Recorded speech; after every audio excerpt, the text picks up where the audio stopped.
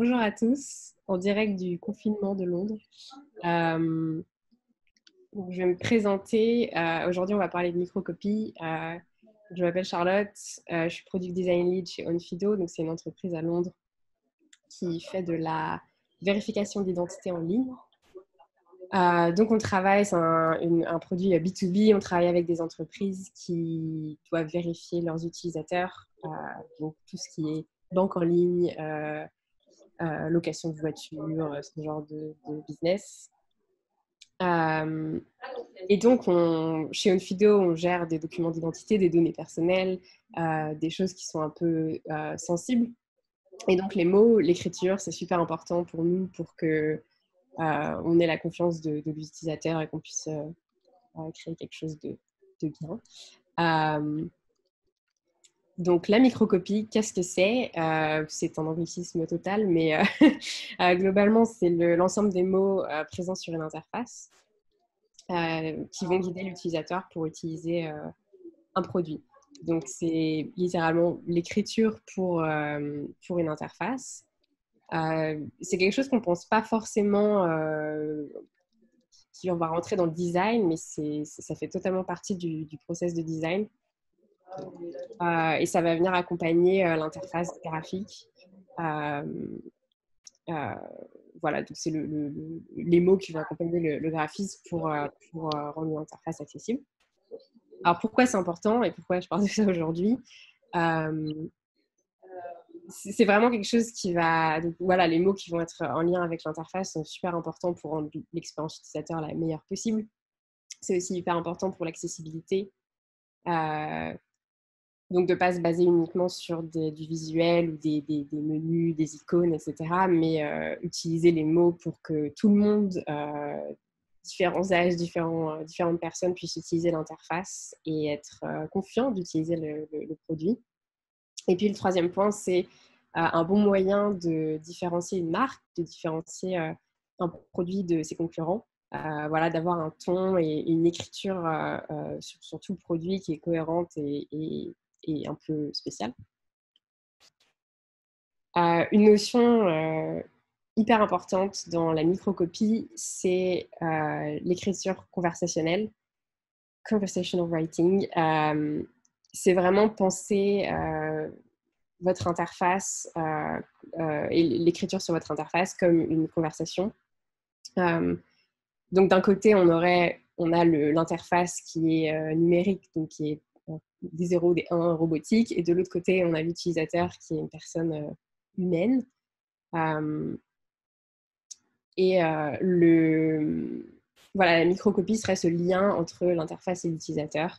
Et donc, le but, c'est de rendre l'interface la plus humaine possible et s'éloigner en fait du côté Internet, robot, les termes techniques et d'aller dans quelque chose de plus conversationnel.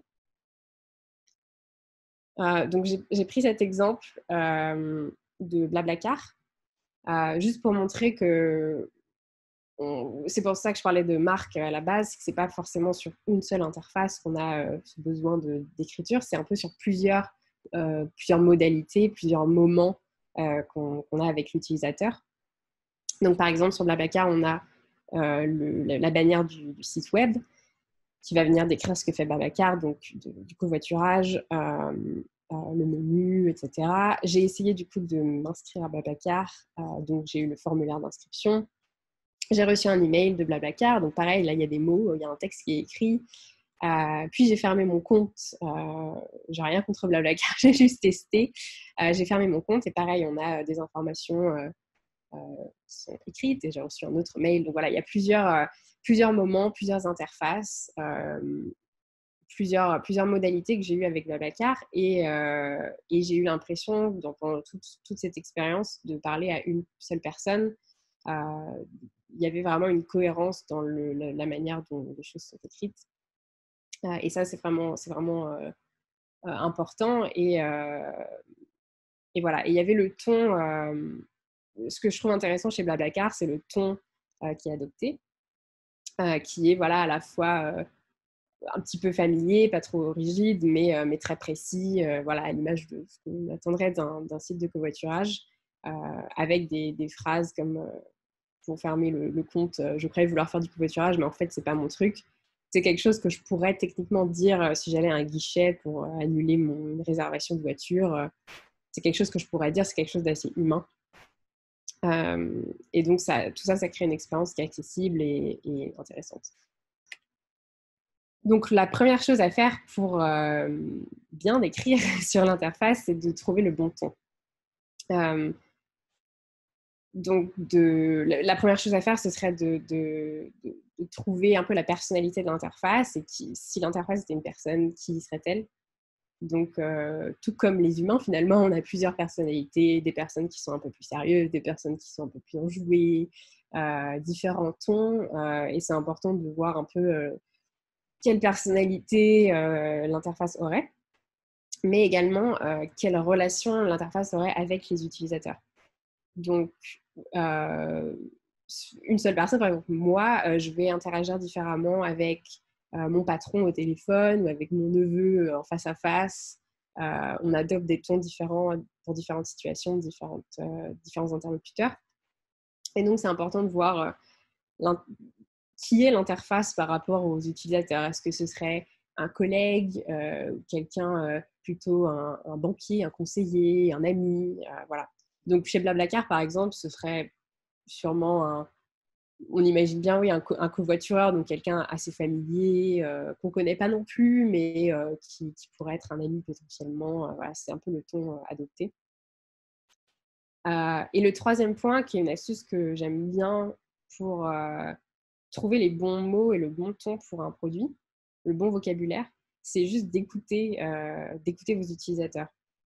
Donc, soit sur les emails que vous recevez d'utilisateurs ou les commentaires sur l'Apple Store, pendant des conférences, voir comment les gens présentent en fait le produit. Et les mots qu'ils utilisent sont hyper importants. Et c'est assez facile de s'enfermer dans un espèce de jargon en interne de la manière dont on décrit le produit. Et après, l'utilisateur n'est pas du tout lié à ce mot-là ou à ce vocabulaire-là. Donc, c'est bien de voir comment les gens décrivent eux-mêmes avec leurs propres mots, même si c'est parfois les mots qui ne sont pas forcément les plus précis, mais c'est les mots qui parlent le plus. Donc, j'ai cet exemple chez Onfido. On travaille avec des documents d'identité, notamment des passeports, et on demande aux gens de prendre une photo de leur passeport qu'on va analyser. Et ce qui est important pour nous, c'est ces deux lignes en bas qui sont ce qu'on appelle, nous, en interne, le MRZ. Donc, c'est Machine Readable Zone. Mais voilà, il y a plein de gens qui ne savent pas ce que c'est parce qu'il n'y a pas vraiment intérêt à savoir ce que c'est en tant qu'utilisateur. Et donc, voilà, on avait remarqué qu'il y avait pas mal de gens qui prenaient en photo juste cette partie-là. Je ne sais pas si vous voyez ma souris. Juste la partie du haut avec la photo et les données personnelles. Mais ils coupaient ces deux lignes du bas et on a fait un peu de user testing pour voir comment les gens appelaient en fait ça. Et bon, la réponse, c'est les deux lignes du bas, ce qui n'est pas très technique, mais c'est quelque chose que tout le monde comprend.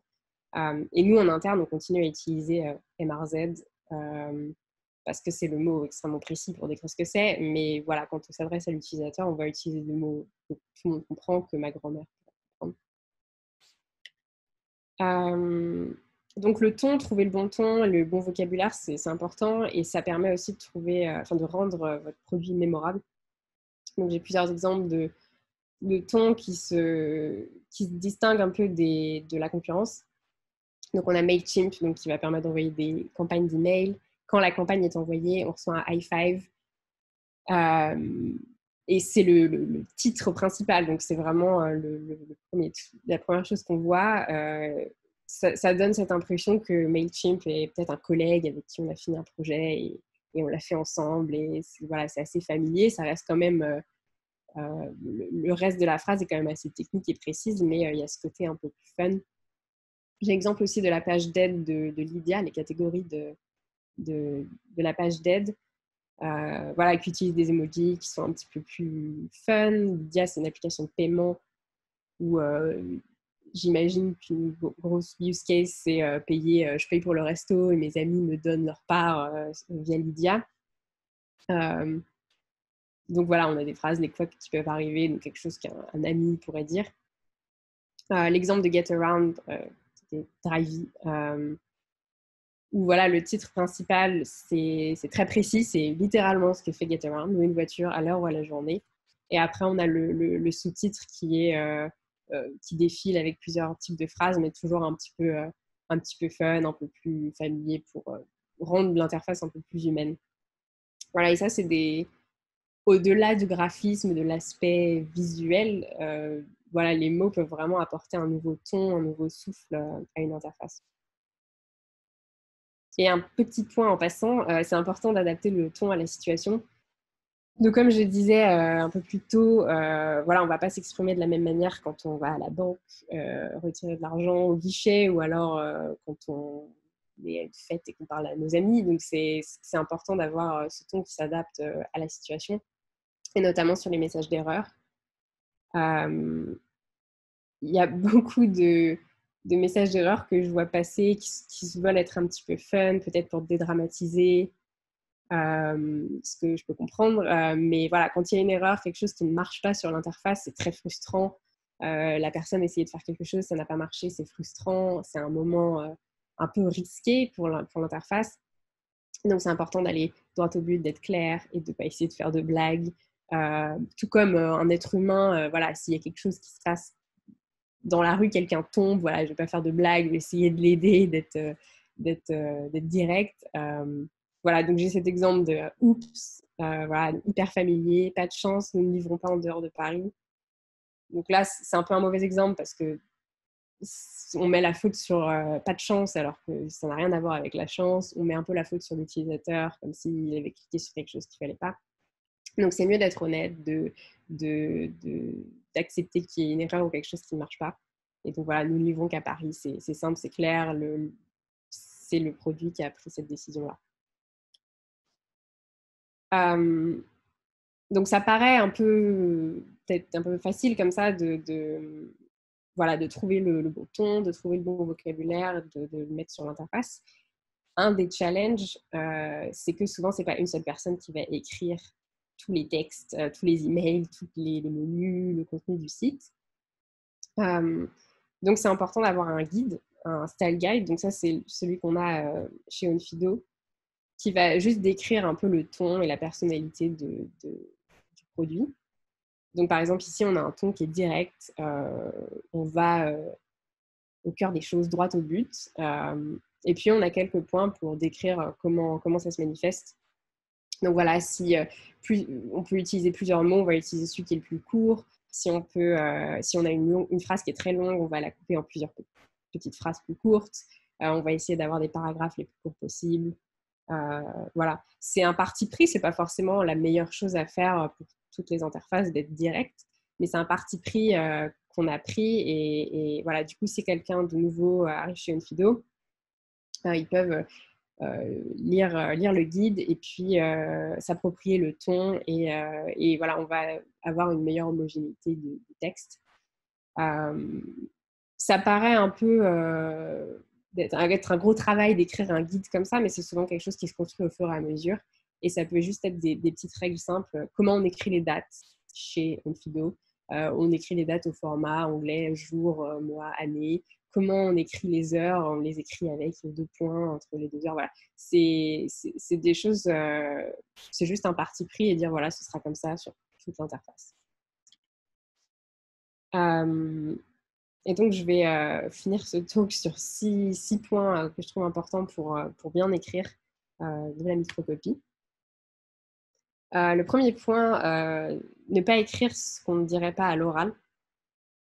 Je pense que c'est un bon moyen de tester en fait ce qu'on a écrit sur une interface et de lire à l'oral ou de le lire à quelqu'un et de voir si ça sonne humain. Évidemment, c'est une version écrite, donc ça sonnera toujours comme une version écrite et pas orale, mais est-ce que les mots employés sont humains? Est-ce que le ton marche? Donc, c'est quelque chose que j'essaie de faire assez régulièrement, de juste lire tous les textes. Et puis, on peut éviter des choses qui sont, comme cet exemple, vos logins sont détaillés ci-dessous. C'est une phrase qu'il y a partout sur Internet. Tout le monde sait ce que c'est un login. ça paraît assez safe d'utiliser cette phrase, mais en fait, en la disant à l'oral, c'est pas quelque chose qu'on dirait, c'est pas très humain. Login, c'est un anglicisme, alors qu'il y a un mot français pour ça.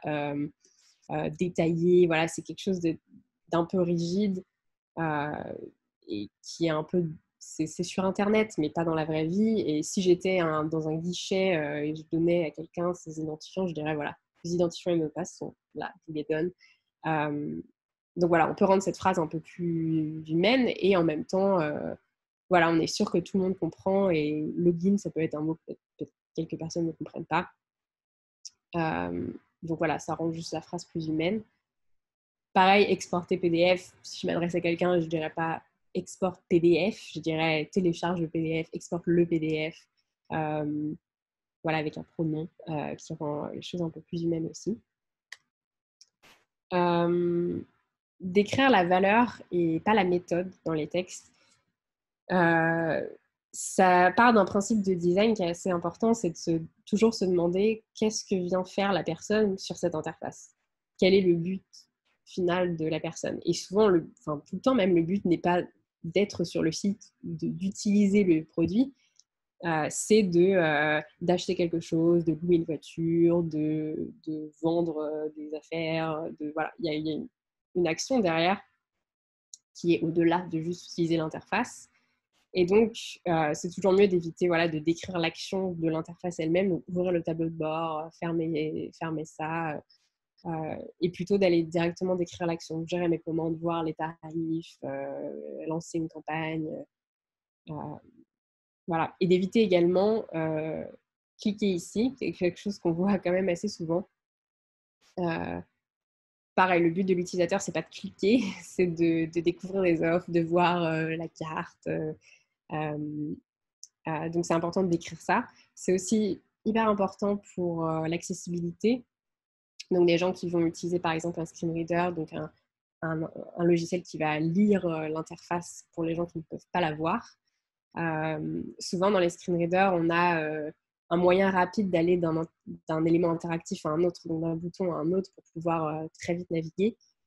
Et si tous les boutons sont cliquer ici ou ouvrir, ou voilà, des mots qui sont très génériques et pas vraiment, qui décrivent pas vraiment l'action, ça rend le tout beaucoup plus compliqué à naviguer. Le troisième point, les messages d'erreur encore, j'en ai parlé avant. Il faut essayer de les rendre utiles et le plus agréable possible. Donc voilà, encore une fois, c'est un moment de friction, c'est un moment de frustration où potentiellement la personne va quitter le site et partir ou aller chez le concurrent. Il n'y a rien de plus frustrant s'il y a une erreur d'avoir juste un message d'erreur qui dit « il y a une erreur ». C'est vraiment, j'imagine toujours quelqu'un qui vient me dire « ça ne marche pas ». Et oui, mais il faut m'aider dans ce moment-là. Donc, c'est important de ne pas laisser l'utilisateur face à une porte fermée, d'essayer de donner une porte de sortie. Donc, de décrire l'erreur au maximum, d'essayer de donner des moyens de résoudre le problème. Ce qui n'est pas toujours possible. Parfois, on ne sait pas ce qui s'est passé, on n'a aucune idée de pourquoi ça n'a pas marché, mais c'est bien de donner quand même une porte de sortie. Voilà, le serveur est down, revenez demain. Voilà, juste pour donner une raison à l'utilisateur de revenir et de ne pas être trop frustré. Donc voilà, essayer d'être un peu aidant. Quatrième point, le jargon et les acronymes, qui est un fléau chez Onfido. C'est un enfer. On utilise des acronymes pour tout et n'importe quoi. Je pense, voilà, en interne, nous, on a des acronymes dont on est assez content et qu'on utilise parce que c'est plus simple, c'est plus rapide. Mais dès qu'on s'adresse à l'utilisateur, il faut vraiment essayer de partir du principe que les gens ne savent pas ce que c'est. FAQ, par exemple, c'est un exemple que j'aime bien parce que c'est quand même très, très courant, c'est très commun. Foire aux questions, donc c'est quelque chose qui est sur Internet depuis toujours, sur les forums. Tout le monde sait à peu près ce que c'est une FAQ, mais c'est dans la vraie vie. Si on propose de l'aide à quelqu'un, on ne dirait pas tu veux une FAQ, tu veux consulter la FAQ. Alors, c'est quelque chose qui est un peu gimmick d'Internet, mais ce n'est pas très humain. Donc, je préfère toujours écrire voilà, aide, besoin d'aide, help center, voilà, quelque chose que n'importe qui pourrait comprendre. On est sûr qu'ils comprennent parce que c'est un vocabulaire très commun. J'ai aussi l'exemple de KYC, donc c'est peut-être un peu plus spécifique à Onfido, mais donc KYC, ça veut dire Know Your Customer, donc ça va être quand la personne doit uploader un document d'identité ou des informations personnelles. Ça va être le moment où on récolte les informations personnelles de la personne. En interne, il n'y a aucun problème à utiliser KYC, ça c'est le moment KYC, voilà. Mais l'utilisateur qui va louer une voiture, souvent ne sait pas forcément ce que veut dire KYC.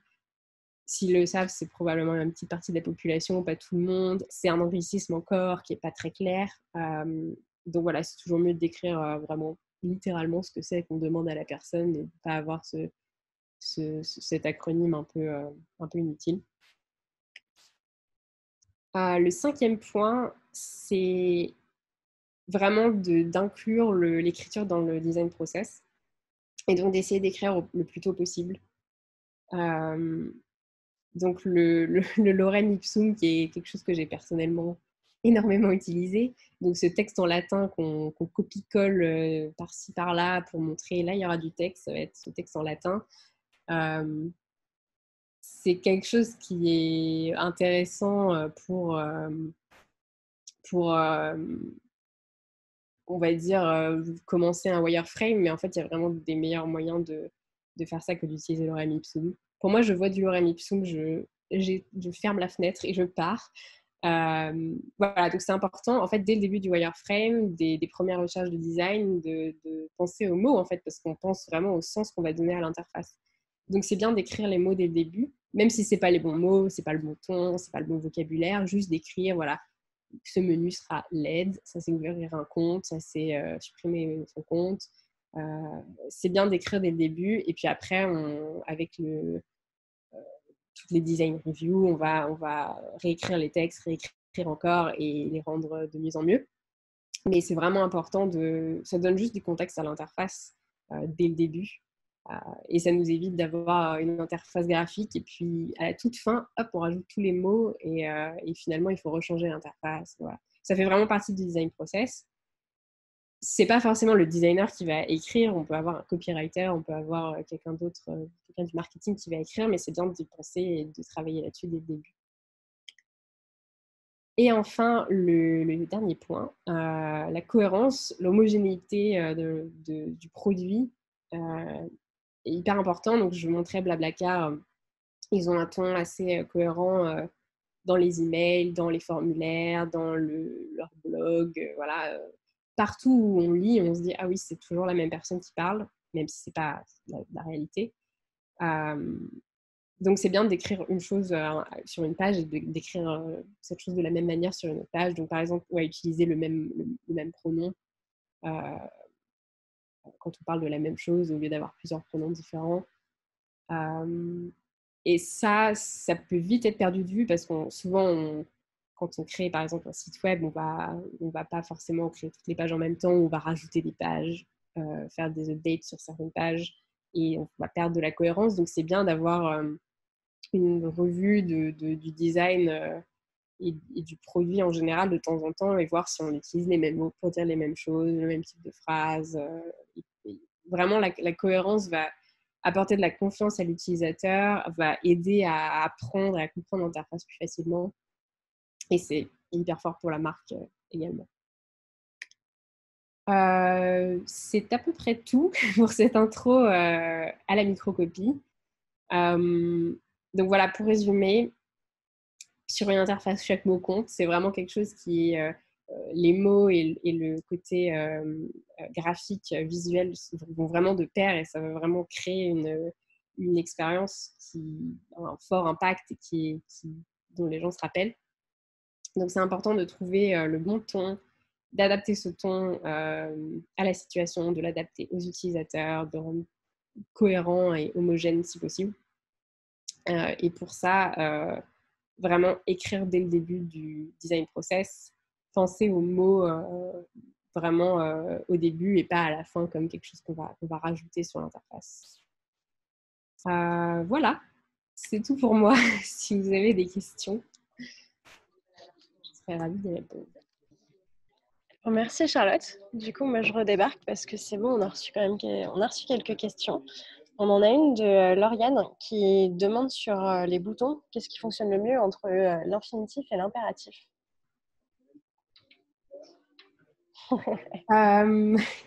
J'essaie de traduire dans ma tête. Je crois pas qu'on ait ce problème en anglais du tout. L'anglais est beaucoup plus simple. Mais je pense que ça dépend en fait vraiment du contexte et du texte qu'il y a avant le bouton. Et ce qui peut être bien pour tester, c'est juste de lire à l'oral et de se dire, est-ce que si je dis cette phrase, par exemple, voilà, notre offre est vraiment mieux que toutes celles que vous ayez eues dans votre vie. Découvrez l'offre maintenant. Ça paraît un peu plus fluide que dire découvrir l'offre. Voilà. Je pense que ça dépend vraiment du contexte. Donc, j'ai pas de préférence. Mais ce qui est important ici, c'est d'être aussi homogène. Donc, d'utiliser le même temps, la même conjugaison, je sais pas comment on dit, pour le même type de verbe pour chaque bouton. Je sais pas si ça répond très précisément. Ça me paraît répondre.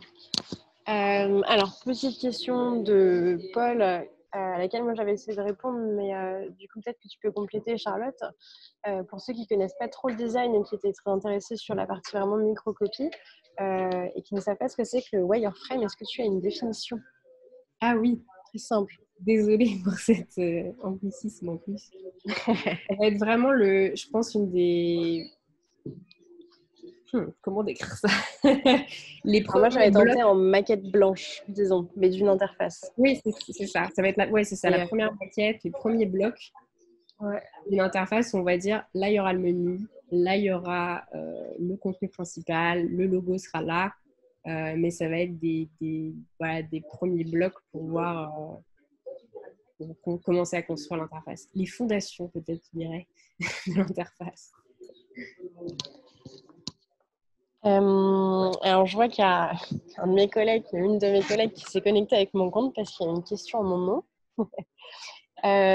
Qui est dois-tu parfois simplifier les microcopies en anglais, quitte à utiliser des mots moins précis, afin que les utilisateurs non natifs de pays anglophones puissent comprendre l'interface en anglais? Ouais, c'est une très bonne question. Surtout chez Onfido, par exemple, on a des mots assez techniques, des concepts un peu techniques que tout le monde n'a pas forcément besoin de connaître ou que tout le monde ne connaît pas. Donc oui, parfois on simplifie le vocabulaire.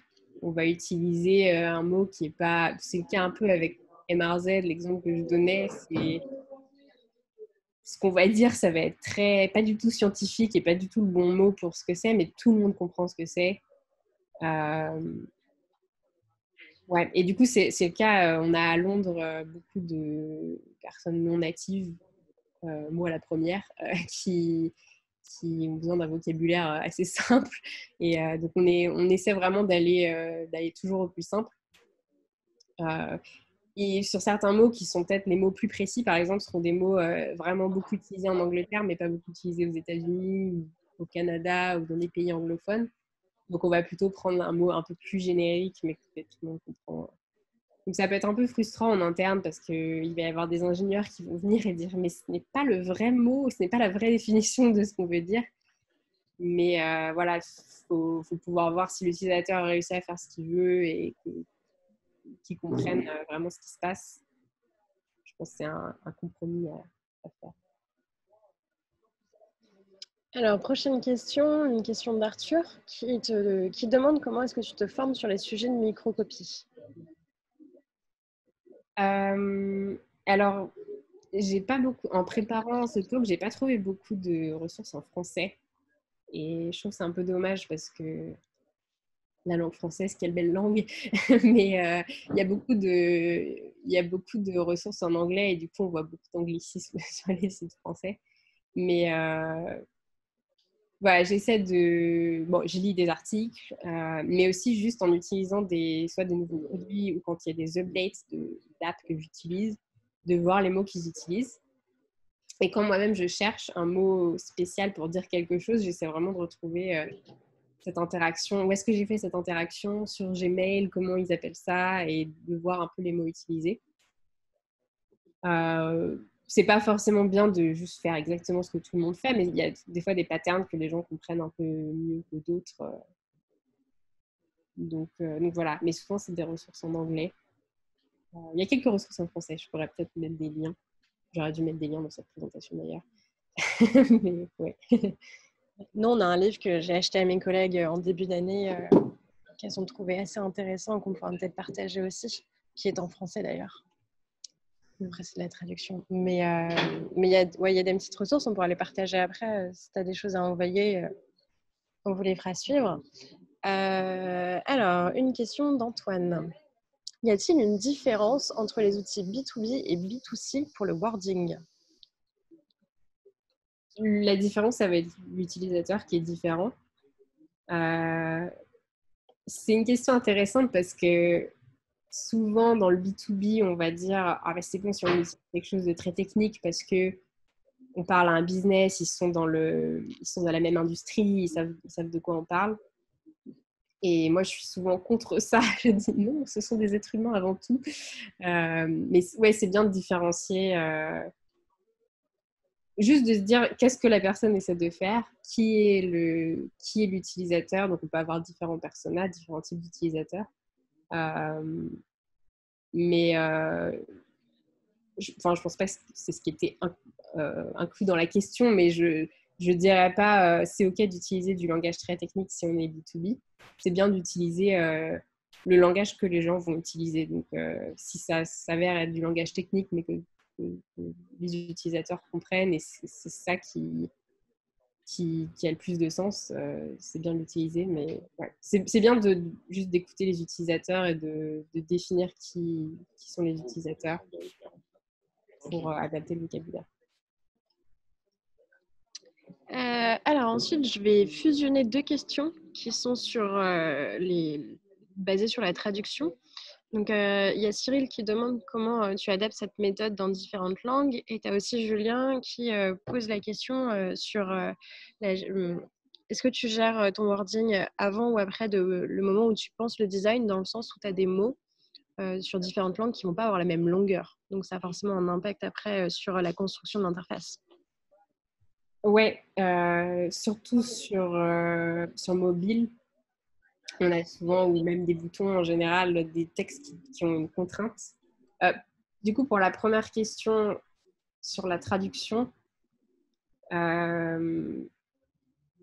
c'est aussi une question d'homogénéité. Donc souvent, évidemment, on essaie d'éviter de traduire littéralement de l'anglais à une autre langue. Le problème de l'anglais, c'est que c'est souvent très court et donc assez facile. Et après, quand on traduit en français ou, mon pire cauchemar, en allemand, tout est hyper long. Mais du coup, par exemple, on a un outil de traduction. Moi, je ne parle pas couramment allemand. Donc, on a un outil de traduction où des traducteurs allemands vont venir traduire en allemand. Et ils ont Voilà, il y a des mots qui sont assez courants en allemand ou des abréviations qui vont être courantes dans les interfaces qu'ils vont utiliser pour rendre les choses un peu plus courtes.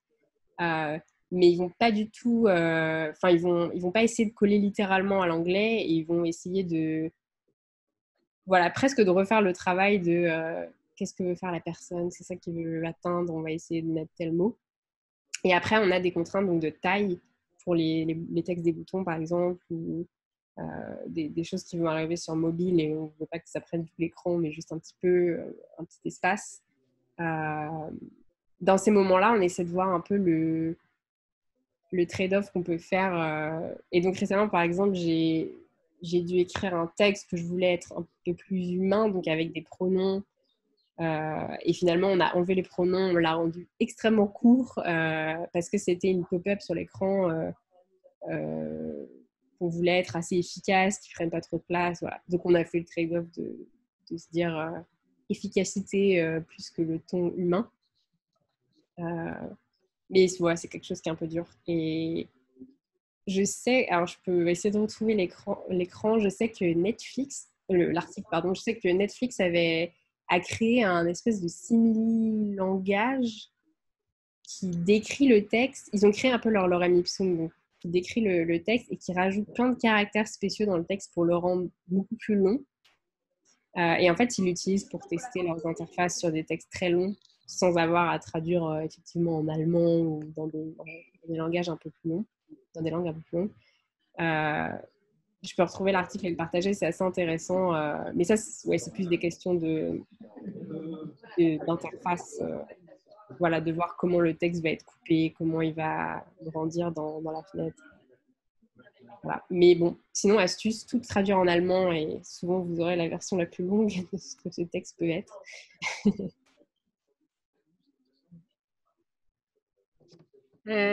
Alors, du coup, il nous reste 3 questions de Laura pour changer avec une femme. Dans un contexte de refonte, quelle méthode tu recommanderais pour le travail de conception-rédaction, enfin, pour que le travail de conception-rédaction se fasse avant les wireframes?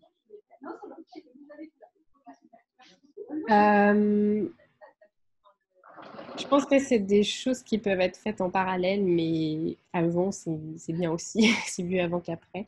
En méthodo, voilà, peut-être des choses que j'ai décrites, trouver le ton, trouver un peu les personas et décrire les différentes, comment dire ça, flows, les différents flows que les utilisateurs vont parcourir, ce qu'ils vont essayer de faire sur l'interface et juste écrire ces flows-là, écrire toutes ces différentes actions que l'utilisateur va faire. Et à partir de ce moment-là, le combiner au wireframe et essayer de construire avec les wireframes en parallèle. Mais tout le travail sur le ton à adopter, un peu la personnalité, c'est quelque chose qui peut se faire en amont et écrire un style guide, par exemple, c'est quelque chose qui peut se faire, qui est totalement indépendant des wireframes, parce que ça peut être un style guide pour quand vous écrivez des emails aussi. Donc ça, c'est un travail qui peut se faire en amont. Du coup, une question de Sébastien qui te demande comment tu fais pour tester le copywriting. On fait pas mal de user testing, soit un peu de manière automatique, donc on envoie plusieurs écrans, donc plusieurs choix à des utilisateurs et ils vont cliquer sur celui qu'ils préfèrent. On va leur demander sinon d'expliquer, vous lisez ça, qu'est-ce que vous avez compris, qu'est-ce qui va se passer, et on voit s'ils ont vraiment compris ce qu'on voulait dire ou s'ils sont complètement à côté de la plaque, ce qui veut dire qu'on a mal écrit le texte. Donc ça, c'est si on a déjà un texte à tester. Si on a un peu rien ou qu'on démarre vraiment, on peut faire des tests de card sorting ou de donner plusieurs mots, les faire grouper aux personnes ou alors donner plusieurs mots et dire lesquels ils comprennent le mieux, lesquels ils comprennent le moins. Ou on a cet exercice aussi qu'on utilise des fois d'avoir une phrase et un des mots-clés qui serait par exemple un mot technique ou l'action, juste d'avoir un blanc et de dire comment vous appelleriez cette action, quel mot, enfin voilà, remplir les blancs. Et une fois qu'on a quelque chose d'un peu bien écrit déjà, on fait des tests plus face à face avec des personnes où finalement on teste l'interface, on veut voir est-ce que la personne réussit à atteindre ce qu'elle voulait faire à la base. Et est-ce qu'elle comprend ce qui se passe. Donc c'est encore une fois de l'écriture conversationnelle. Donc la personne va lire et on va dire qu'est-ce que vous avez compris et elle va dire ce qu'elle a compris et on peut voir un peu à quel point c'est bien écrit ou mal écrit. Et on essaie de faire pareil sur différentes langues parce que oui, encore une fois, avec la traduction, ça peut tout changer. Ouais. Alors, on a du coup encore 3 questions qui portent sur la longueur en fait du texte. Donc la première de Paul, faut-il préférer un texte un peu long dans un composant plutôt qu'une icône qui serait moins claire? C'est une bonne question. C'est un peu dur à dire. Ça dépend vraiment des interfaces. Toutes mes réponses, c'est ça dépend. Alors, c'est une bonne pratique de toujours avoir icône et texte et pas seulement icône. Même quand on parle d'icônes un peu très connues, je sais pas, l'icône de profil, des settings, c'est toujours bien d'avoir un texte quand même qui va avec. Après, si le texte est très long et que ça casse tout, je sais pas, c'est un peu dur à dire. C'est un trade-off à faire. Ouais, j'essaierai d'avoir un texte un peu plus court ou sinon de garder l'icône et d'avoir ailleurs dans l'interface quelque chose qui décrit un peu ce qui se passe ou qui va permettre de comprendre. Mais ça peut être une problématique qui va faire redesigner carrément le côté, le graphisme, enfin, le côté, l'interface en elle-même pour, pour éviter le problème à la base. Du coup, il y a Johan aussi qui demande, en dehors de la contrainte de la gestion de la largeur du conteneur, est-ce que le nombre de caractères est vraiment un problème pour les utilisateurs? Une bonne microcopie mais longue n'est-elle pas meilleure qu'une courte mais moins bonne? Ouais, tout à fait. Je suis d'accord avec ça. Oui, encore une fois, c'est trouver l'équilibre entre être précis et clair et être humain et apporter de l'aide à l'utilisateur.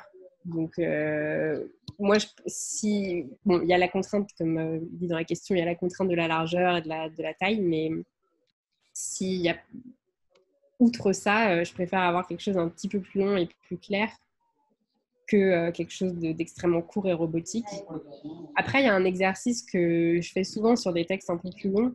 Je pense à des articles de blog ou des choses comme ça, d'écrire un premier jet et après de venir supprimer tous les mots en trop, tous les adverbes utilisés, tous les choses qui véhiculent pas vraiment le sens. Et c'est un peu ce genre d'exercice de rendre le ton quand même humain et clair, mais pas non plus long à rallonge avec des phrases super longues. Et donc, un bon moyen de faire ça, c'est de supprimer les mots en trop et de dire à l'oral et d'écouter ce que ça donne.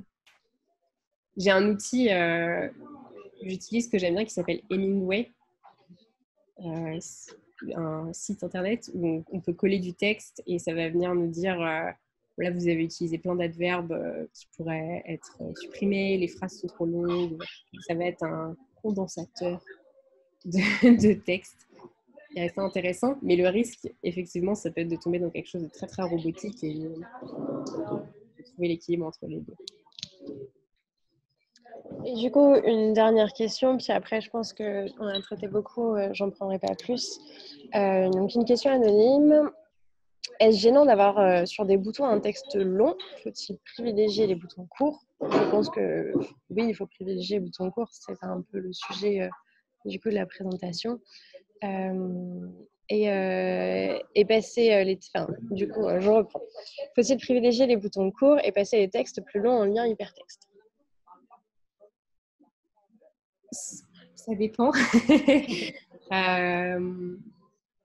S'il n'y a pas vraiment de contrainte de taille, je pense que ce n'est pas un problème d'avoir plusieurs mots dans un bouton et pas juste un mot, un verbe. C'est pas une vraie contrainte. Après, avoir une phrase entière dans un bouton, oui, c'est mieux d'avoir un lien. Oui, et penser s'il y a besoin d'une traduction, de se dire que ce sera toujours un peu plus long. Donc, ouais, je dirais que c'est OK d'avoir plusieurs mots dans un bouton, mais pas toute une phrase. Et oui, avoir un lien hypertexte, ça peut être une bonne solution. Eh ben, merci beaucoup, du coup, Charlotte. Merci à tout le monde aussi d'avoir participé. Du coup, la présentation a été enregistrée. On va pouvoir la rediffuser le temps de la montée sur nos réseaux. Et n'hésitez pas à aller regarder ce qu'on fait d'autre. On a d'autres conférences qui arrivent sur le moine du design. On a pas mal de sujets qu'on va développer en newsletter. Donc, n'hésitez pas à suivre tout ça. Et on se revoit peut-être une prochaine fois. Salut! Merci, salut!